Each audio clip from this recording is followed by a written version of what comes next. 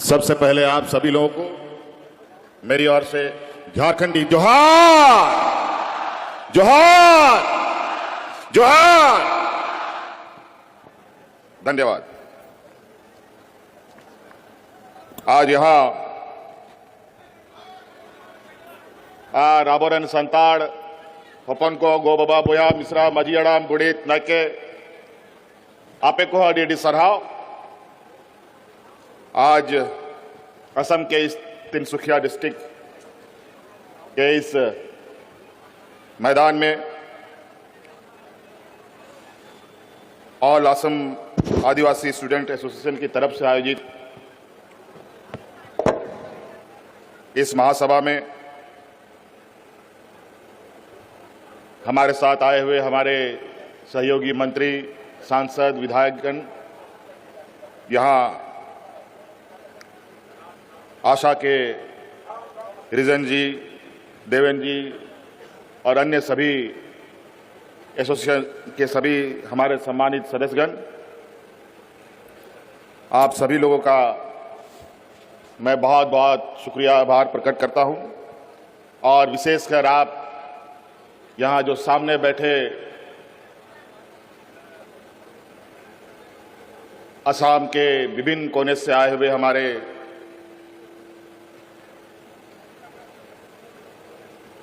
आदिवासी भाइयों, माताएं बहनें भी हैं, नौजवान भी हैं, छोटे छोटे बच्चे भी हैं, आप सभी का भी मैं हार्दिक अभिनंदन करता हूं।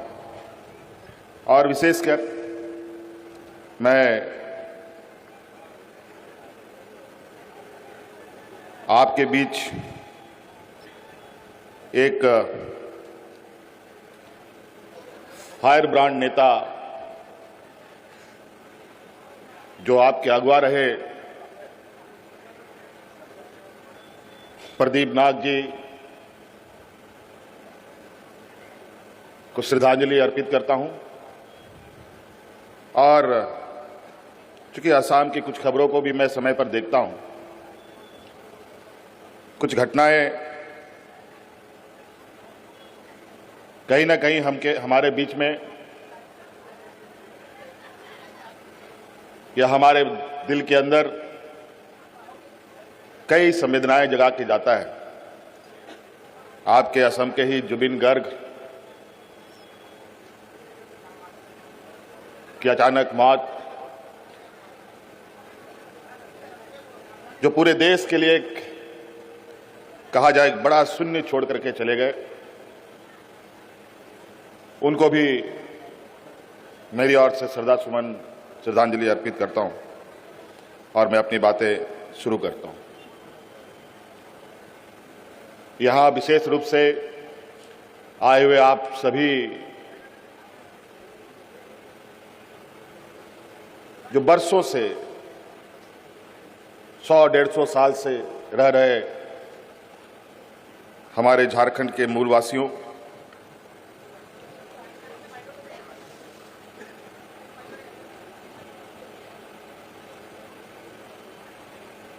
असम के अंदर विशेष रूप से आज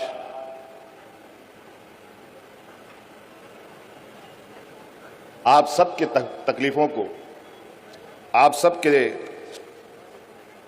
ऊपर हो रहे अत्याचारों के और आपके व्यथाओं को सुनने के लिए हम यहां आए हैं। हम लोग झारखंड से आते हैं और कहीं ना कहीं झारखंड का जुड़ाव भी आप लोगों का बहुत पुराना रहा है।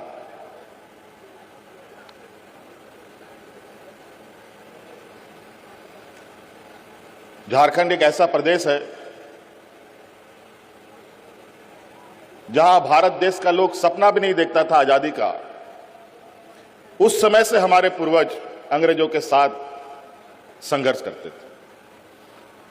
भगवान बिरसा मुंडा, सिद्धू कान्हू, तिलका मांझी, अनेक लोग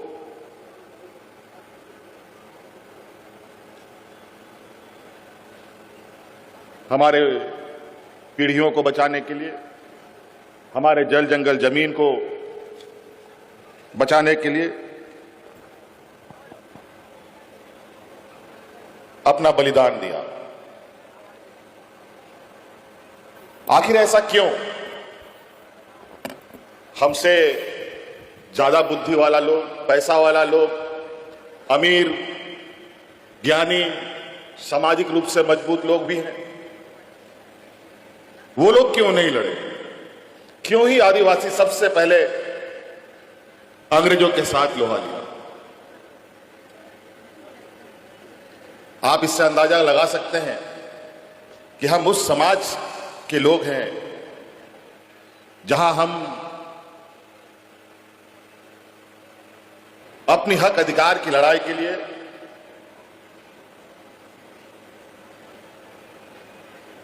हमेशा संघर्ष किया है।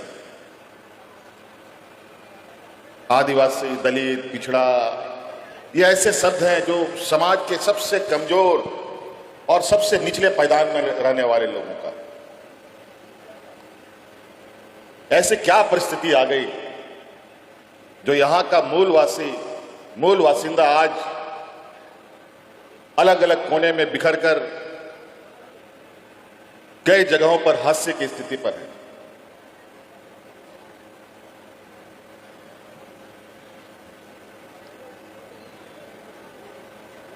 देश आजाद हुए 75 साल हो गए। कई नीतियां बनी, कानून बने, संविधान में हमें रक्षा कवच मिला। उसके बावजूद आज हम कहां हैं? आज हम कितना संघर्ष कर रहे हैं?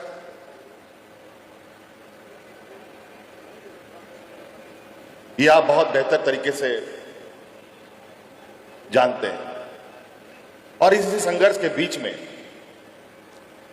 अलग अलग क्षेत्रों से ऐसा नहीं है कि हम कमजोर हैं, हमें थोड़ा समय लगता है। हम सामाजिक रूप से कमजोर हैं, आर्थिक रूप से कमजोर हैं, बौद्धिक रूप से कमजोर हैं, और इसी कमजोरी का फायदा बड़े लोग, सामंती विचार वाले लोग बड़ी चालाकी से उठाते हैं।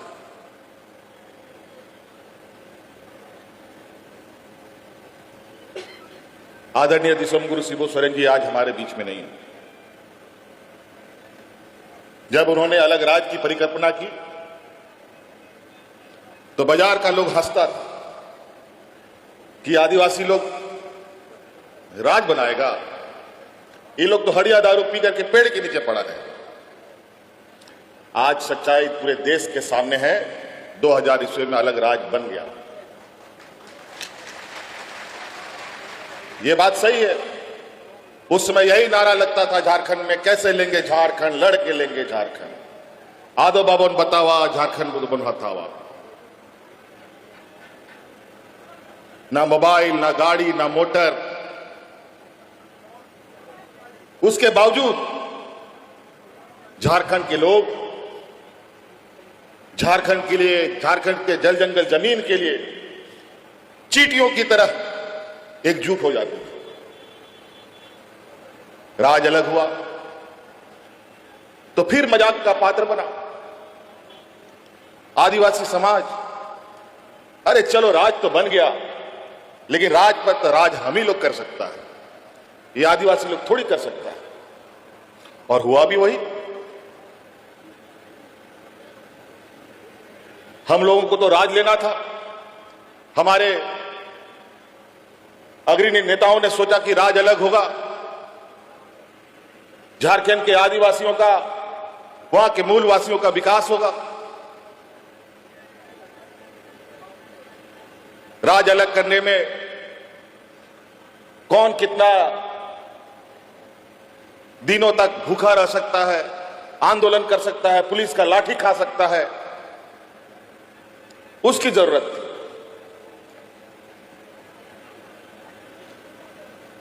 और नतीजा यह हुआ कि हम सब लोगों का विधायक कम और हमारे विरोधियों का विधायक लोग ज्यादा बन गया। और लगातार वो लोग सत्ता में रहा। 15-16 साल से अधिक वर्षों तक उन लोगों ने झारखंड में राज किया और झारखंड की हालत वो बना दिया कि अगर हम लोग फिर से कमाल नहीं संभाले होते तो शायद झारखंड बच नहीं पाता। इन 16-17 सालों में झारखंड में लोग भूख से मरने लगे थे। हाथ में राशन कार्ड लेकर के भात भात करके लोग मरा। हमने देखा, हम उन लोगों के घर भी जाते थे। आदरणीय गुरुजी उसमें बुजुर्ग हो रहे थे। फिर हम लोगों ने कमान संभाला।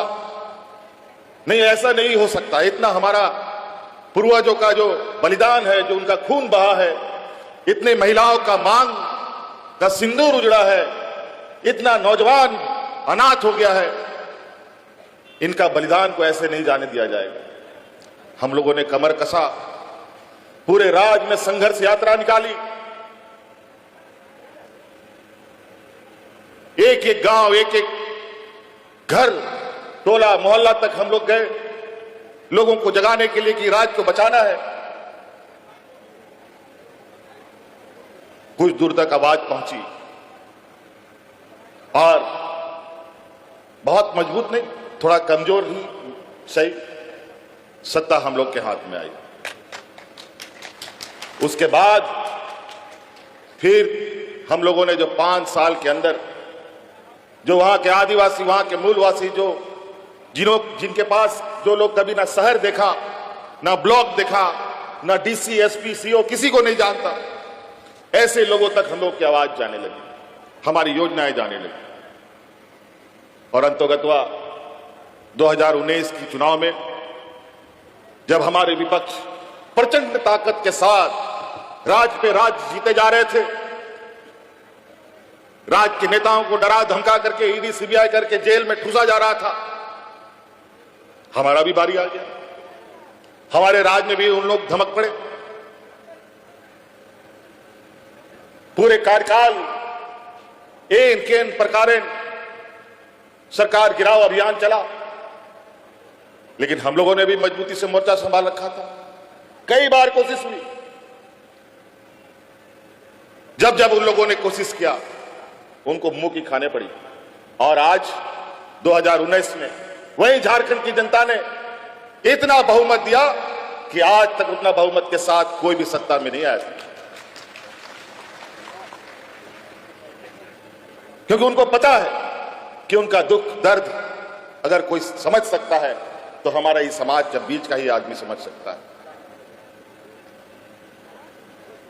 जो उनके तकलीफों को देखा हो, समझा हो, झेला हो। आज जिस अंग्रेजों के साथ हमारे पूर्वज लड़ाई लड़ते थे, संघर्ष करते थे, और जो अंग्रेज हम लोग को गुलाम बना करके बंधुआ मजदूरों की तरह हम लोग के साथ व्यवहार करता था, आज उन अंग्रेजों के बगल में हमारा नौजवान जब बैठ करके उसके साथ पढ़ाई पढ़ा, बड़ी शिक्षाएं ले रहा है।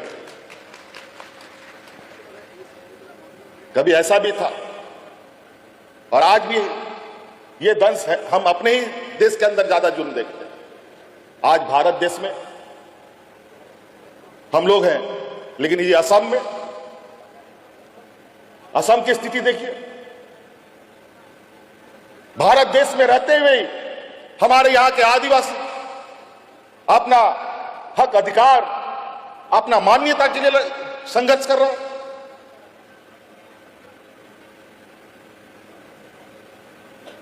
ये तो बड़ा ही विचित्र बात है।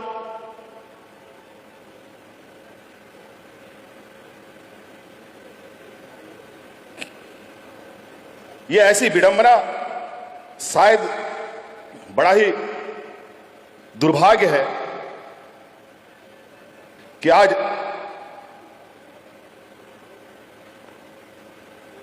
अपने ही देश के अंदर हम लोग अपना अधिकार, अपना मान्यता पाने के लिए संघर्ष कर रहे हैं। बातें कई सारी, एक एक पीड़ा अगर हम लोग पर बहस करेंगे तो बहुत लंबा बहस होगा। चाय का उद्योग, इस देश का चाय का उद्योग आदिवासियों के खून पसीने से चलता है। पूरा देश का चाय का उद्योग, और आज आदिवासी किस हाशिए पर है? अभी तो हमारे चंबा लिंडा जी ने बताया कि अलग अलग राज्यों में क्या मिलता है। आज आपको न्यूनतम मजदूरी भी उपलब्ध नहीं है। और ये लोग आदिवासियों के हितैषी कहते हैं। ये लोग कभी आदिवासियों के हितैषी नहीं हो सकते। ये लोग कभी नहीं चाहते कि हमारे आदिवासी समुदाय के लोग सामाजिक रूप से मजबूत हो, आर्थिक रूप से मजबूत हो, बौद्धिक रूप से मजबूत हो।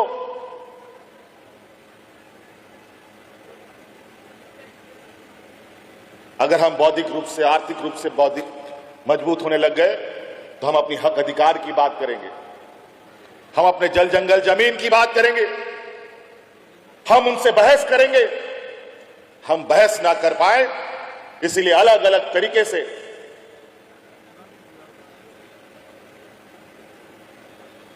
हम पर ये लोग जुर्म करने पर लगे रहते हैं। अगर यहां का आदिवासी, देश का आदिवासी, दलित, पिछड़ा पड़ गया, आर्थिक रूप से मजबूत हो गया, बौद्धिक रूप से, आज बाबा भीमराव अंबेडकर जी को इतना बड़ा विद्वान होने के बावजूद इन सामंती विचार वालों ने उनको नीचा दिखाने का कोई कसर नहीं छोड़ा।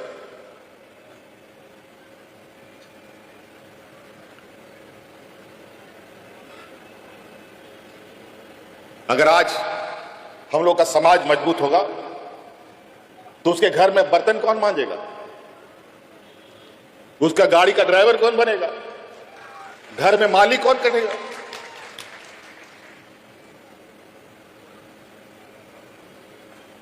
ये लोग इतने गरीब गुरुआ के प्रति, आदिवासी, दलित, पिछड़ों के प्रति इतना जहर इनके अंदर है कि नाक साफ भी फेल हो जाए, इतना ये लोग के अंदर द्वेष है।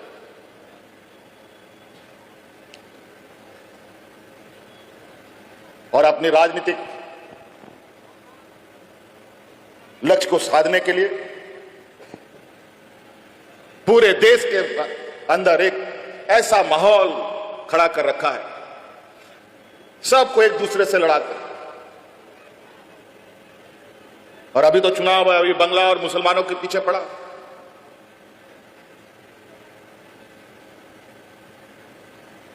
अभी हमको पता चला है कि आपके इस कार्यक्रम को असफल कराने के लिए अगल बगल मंत्रियों का भी दौरा चल रहा है। लेकिन हम एक एक बूंद इकट्ठा करके घड़ा भरने वालों में से, और हम जानते हैं कि अगर हम लोगों ने चीजें साध ली, हम तो कहते हैं कि हमें उस जगह पर ना पहुंचा दिया जाए। असम के सरकार से हम यही कहना चाहते हैं कि आदिवासी समाज बहुत ही स्वाभिमानी समाज है। अगर आपने मजबूर किया तो भगवान बिरसा मुंडा की धरती के संतान है, कभी भी विद्रोह का रास्ता उठ सकता है और उसमें कोई पीछे नहीं रहेगा। और जरूरत पड़ेगा तो आसाम के आदिवासियों को मदद करने के लिए पूरा झारखंड का आदिवासी आकर के आपको बीच में आ जाएगा।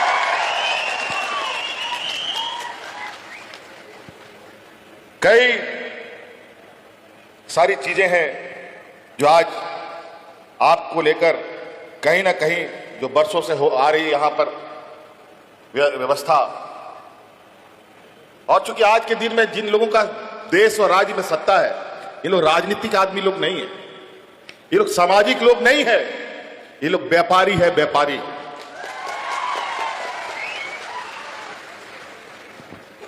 एक बहुत बड़ा विद्वान व्यक्ति था, चाणक्य, नाम सुना है ना?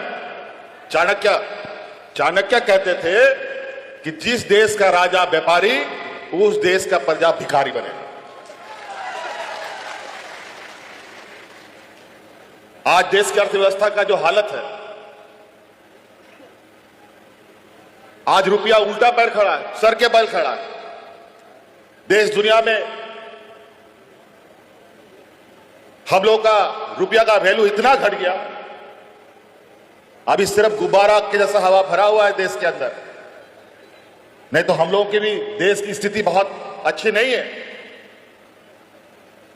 आज महंगाई देखो आसमान छू गया। जूता, चप्पल, नमक, तेल, बच्चा लोग का लिखाई पढ़ाई का कागज कलम सब महंगा। महंगाई कम करने के नाम पर ये लोग सत्ता में आए थे, लेकिन कम क्या करेंगे? महंगाई आसमान बेलगाम घोड़े की तरह चल रहा है। याद कीजिए वो दिन ये लोग सत्ता में कितना झूठ बोल के आया। सबके खाता में 15 लाख आएगा, आया क्या? बल्कि जितना घर में पैसा था नोटबंदी करके सब निकाल के लेके चला गया। इसको कहते हैं आर्थिक मार। और आर्थिक किसी भी घर का रीढ़ का हड्डी होता है। किसी भी आदमी का अगर रीढ़ का हड्डी निकाल दीजिए तो खड़ा नहीं हो पाएगा, गिर जाएगा धड़ाम से। यही नोटबंदी, जीएसटी, महंगाई उसी का कारण है कि आपके जेब में 1 रुपया भी ना बचे। और ऐसे ऐसे कानून बनाते हैं जिस कानून के माध्यम से आपको पता भी नहीं चलता है कि आपका पैसा कहां से कहां चला गया। गरीब गुरुआ के लिए तो खैर फर्क ही क्या पड़ता, उसको तो रोज कमाना है, रोज खाना है। अगर वो एक दिन मेहनत नहीं करेगा तो उसका घर का चूल्हा नहीं जलेगा।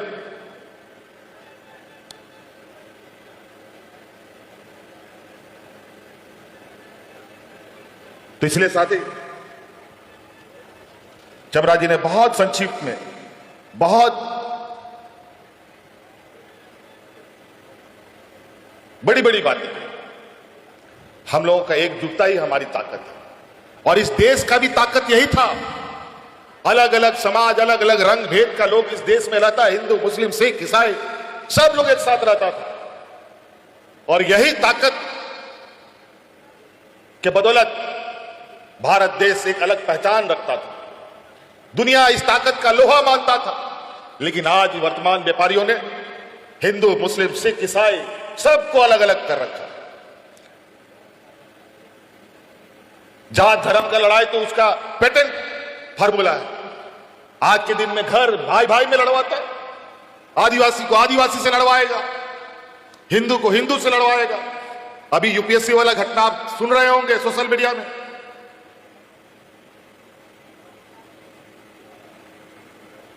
फूट डालो और राज करो का जो मंत्र है, इन लोगों ने बहुत अच्छे तरीके से पढ़ा है।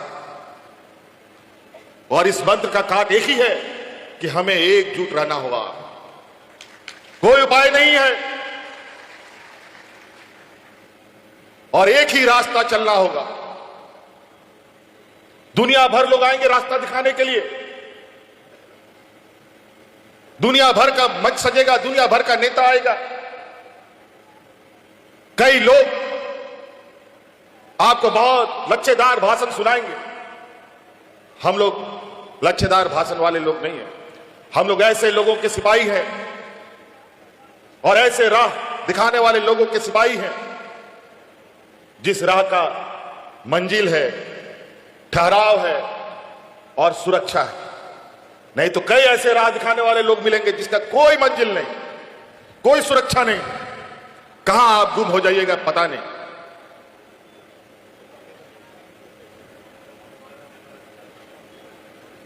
आज हम लोग इसीलिए एक स्वाभिमान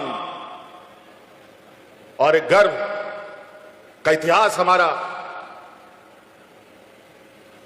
एक परछाई के रूप में हमारे साथ चलता है। आज स्वाभिमान के साथ हम नजर से नजर मिला के चलते हैं। आज इन लोगों ने तो मुझे जेल में भी डाल दिया था। हमने कहा या तो हमको खत्म कर दो, अगर मैं बच गया तो तुम लोग का नाश तय है। और नतीजा ये हुआ, सत्ता फिर उनको बाहर कर दी।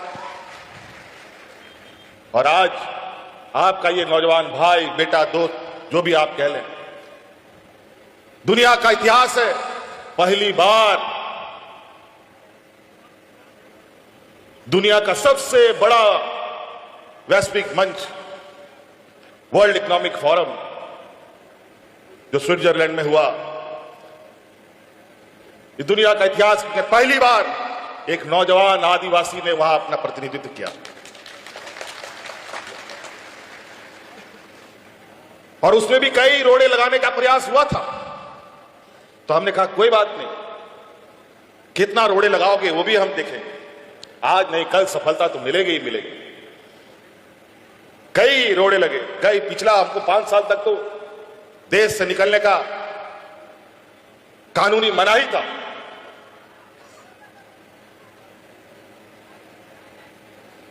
हमारे राज्य ने पूरा देश को बहुत सारी चीजें दी। देश की अर्थव्यवस्था में झारखंड सबसे ज्यादा कंट्रीब्यूट करने वाला राज्य है, लेकिन वहां के लोग बेचारे बुरे हाल, फटे हाल। हमने तय किया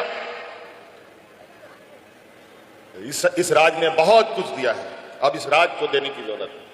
आज इसीलिए हमने देश के वैश्विक मंच पर इस बात को रखा कि हमारे राज्य में जो संसाधन है, जिसको आज से नहीं सैकड़ों वर्षों से लूटा जा रहा है, उसका सही मूल्य हमारे राज्य को मिलना चाहिए। हमें एक सही सहयोग की आवश्यकता है। और आज सरकार अपने राज्य की आधी आबादी जो हमारी महिलाएं हैं, लगभग 50 लाख से 56 लाख महिलाओं को हर एक महिलाओं को 2500 रुपए देने का काम करती है हर महीना। और आज गांव-गांव में महिलाएं अपने पैरों पर खड़ा हो रही। जैसे गाड़ी, मोटरसाइकिल हो या गाड़ी हो, अगर उसमें तेल नहीं चलेगा, तेल नहीं डालिएगा तो एक डेग भी नहीं चलता, फिर ढकेल के ले जाना पड़ता। तो सोचिए मोटरसाइकिल हो या 4 चकिया हो, उसको ढकेल के ले जाना कितना तकलीफ है। उसी तरीके से आज के इस जीवन में जेब में पैसा नहीं रहता है तो बुद्धि भी काम नहीं करता। कोई गरीब कमजोर परिवार भविष्य के बारे में कोई विचार नहीं कर सकता। वो सरकार भी काम करती है तो एक बजट उसका बनता है, उसके बाद काम करती है। सभी विभागों के लिए अलग अलग बजट होता है, तब काम होता है। आज हमने राज्य की आधी आबादी को एक बजट बना दिया कि ये तुम्हारा फिक्स इनकम है, अगला महीना तुमको क्या करना है तुम आज इसी महीने सोच सकते हो।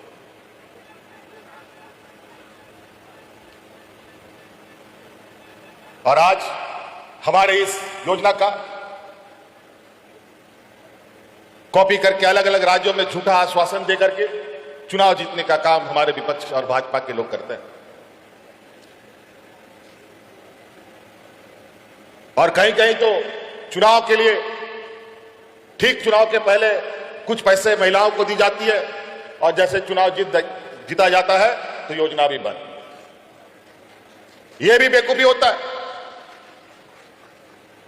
लेकिन हमारे राज्य में हम विगत मेरे ख्याल से 2 साल होने जा रहा है, 2 साल से बिना रुकावट का हर महीने महिलाओं के खाते में पैसे जाते हैं। हमारे नौजवान, हमारे आने वाली पीढ़ी के लिए बेहतर शिक्षा के लिए इंजीनियर, डॉक्टर, वकील, मैनेजमेंट करने के लिए कोर्स, टेक्निकल कोर्सेज करने के लिए सरकार ने एमयू कर रखा है बैंकों के साथ कि कोई भी विद्यार्थी को, कोई भी नौजवान को, कोई भी टेक्निकल, मेडिकल और हायर एजुकेशन के लिए पैसे की आवश्यकता है तो 15 लाख रुपया तक बिना कोई बंधक रखे, गाड़ी मोटर, घर द्वार कुछ नहीं, विदाउट कोलेटरल उसको 15 लाख रुपया बैंक उपलब्ध कराएगी तुरंत। ये हमारे राज्य में कानून। आपका यहां जो आदिवासी समुदाय है, उन समुदायों की संख्या लगभग 1/3 जो मुझे बताई गई है। इतनी बड़ी ताकत आप लोगों का है और यही ताकत को इन लोगों ने बड़ा तरीके से एसटी और आदिवासियों में बांट रखा है। कोई टी ट्राइब्स, कोई आदिवासी, कोई क्या क्या।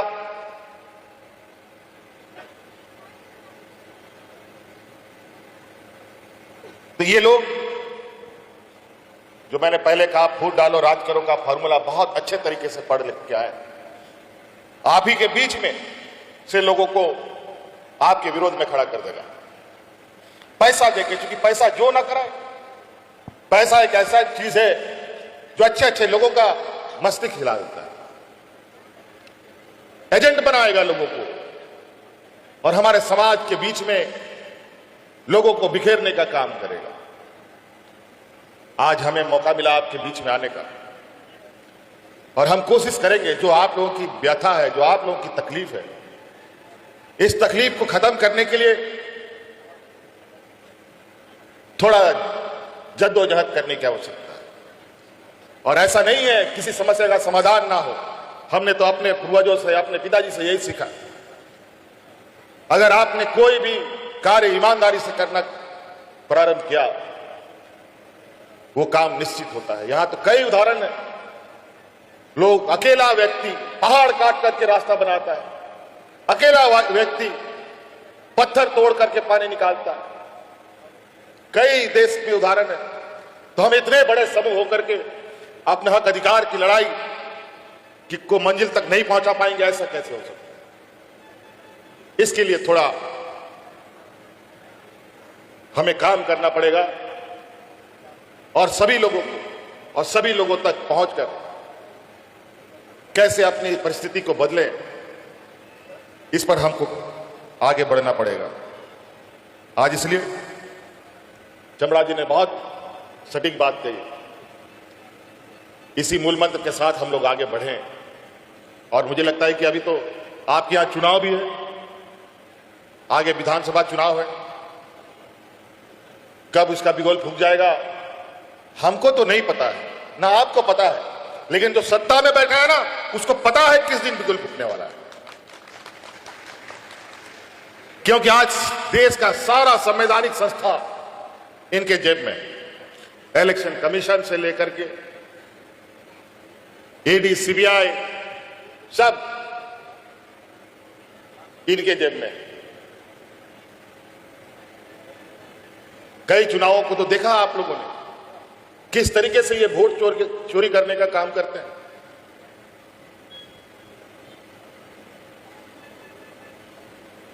वोटर पुनरीक्षण के नाम पर कितने बड़े पैमाने पर लोगों का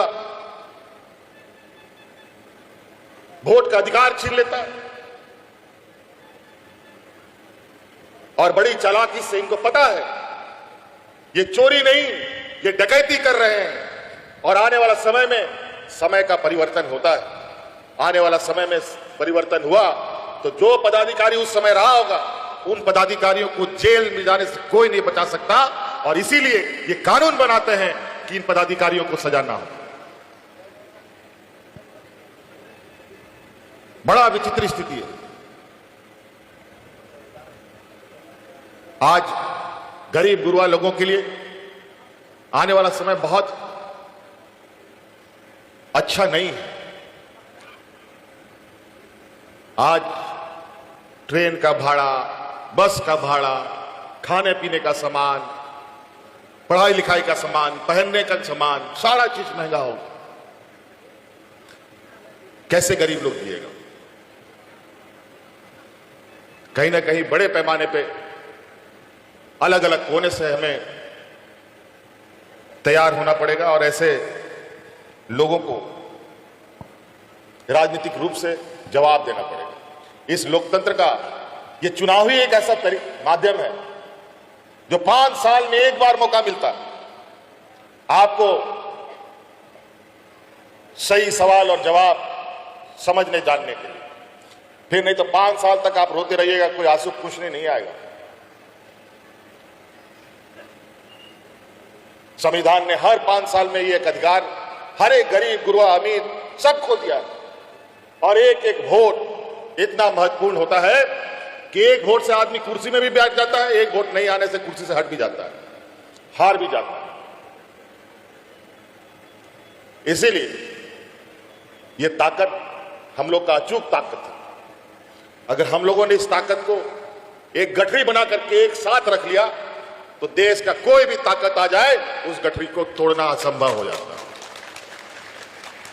हम लोग तो स्कूल में पढ़ा है, एक लकड़ी को तुरंत तोड़ देता है लोग, लेकिन वही लकड़ी 50 ठो लकड़ी एक साथ बांध दो तो उसको तोड़ना बड़ा मुश्किल। इसीलिए साथियों, आज आपके बीच में हमको आने का मौका मिला और कई दिनों से ये हमारा भी एक विचार था कि हम असम गए, हमारे लोग अलग अलग कारणों से, सिर्फ असम के नहीं, उड़ीसा, छत्तीसगढ़, बंगाल, अलग अलग राज्यों से यहां पर लोग आए हुए। ये लोग एक दिन नहीं कई वर्षों से यहां रह रहे हैं। एक बहुत बड़ा घटना आपको हम बताना चाहेंगे। जो सामंती विचार के जो लोग होते हैं वो हमेशा गरीब गुरुआ का अस्तित्व खत्म करने में लगा रहता है। तो गरीब गुरुआ कमजोर हम ही लोग हैं, आदिवासी, दलित, पिछड़ा लोग। एक घटना है जो ऑस्ट्रेलियाई लोग जो है, ऑस्ट्रेलिया का, ये लोग आदिवासी और अप्रवासी लोगों को, जो वहां रेड इंडियन होता था अमेरिका में, उन सबको मरवा दिया। और ये सामंती विचार के भी लोग, हमारा खाना पीना बंद हो जाएगा तो ऐसे ही मर जाएगा सब आदमी, हरिया दारू पी करके सब खत्म। लेकिन ऐसा नहीं। आज कहीं ना कहीं आज मैं धन्यवाद देना चाहूंगा इस आशा समूह के सभी मान्य सदस्यों को कि इन लोगों ने बड़ी मेहनत करके संपर्क साधने का प्रयास भी किया। और आदरणीय दिसंगुरु शिबू सोरेन जी के निधन में भी कई लोग यहां से श्रद्धांजलि देने आए। मैं उनका भी बहुत बहुत शुक्रिया अदा करूंगा कि आप सब लोग भी आए। और उसी समय से मेरा भी एक इच्छा था और मुझे अभी इन लोगों ने बताया कि आदरणीय गुरु जी भी यहाँ आप लोगों के इस संघर्ष में साथ देने के लिए आते थे। और आपको मैं ये भी याद दिलाऊंगा, हम भले पहुंचे या ना पहुंचे, इससे पहले मैं थोड़ी दिन के लिए सत्ता में था जब यहाँ कुछ गांव वगैरह जलाए गए थे आदिवासियों का। मैंने अपने कैबिनेट मंत्री को यहाँ पर भेजा था, पूरा दल यहाँ भेजा कि उनका जाकर के हाल चाल पता करो और जो मदद हो हम लोग करेंगे। खैर कोई बात नहीं, अब हम लोग एक दूसरे के संपर्क में हैं और निश्चित रूप से आपके इस संघर्ष में हम लोग बिल्कुल आपके साथ कदम से कदम मिलाएंगे। और आज नहीं कल असम में भी झारखंड जैसा बेहतर सूरज उगेगा और आदिवासी समाज इतनी मजबूत आवाज के साथ यहां उभरेगा कि आने वाले समय में दूसरे वर्गों को यह समझना पड़ेगा और मजबूर होना पड़ेगा कि असम को, आदिवासी को आगे साथ लिए बगैर असम को चलाना संभव नहीं। तो इसलिए हमें अभी वापस भी जाना है, कल और बहुत व्यस्त प्रोग्राम है। आप सब लोग, मुझे ख्याल से यहाँ 3-4 दिन से कार्यक्रम था, 3-4 दिन से आप लोग का कार्यक्रम यहाँ चल रहा है। और आशा करते हैं, उम्मीद करते हैं कि अगली बार जब यहाँ ये कार्यक्रम हो तो जो लोग आज घर में बच गए हैं वो भी आएंगे और इस आदिवासी समाज को और मजबूती प्रदान करने का काम करेगा। और इन्हीं बातों के साथ हम अपनी बातों को समाप्त करना चाहेंगे। आप सब लोगों का बहुत बहुत शुक्रिया, आभार, धन्यवाद। इन्हीं बातों के साथ पुनः आप सबको झारखंडी जोहार।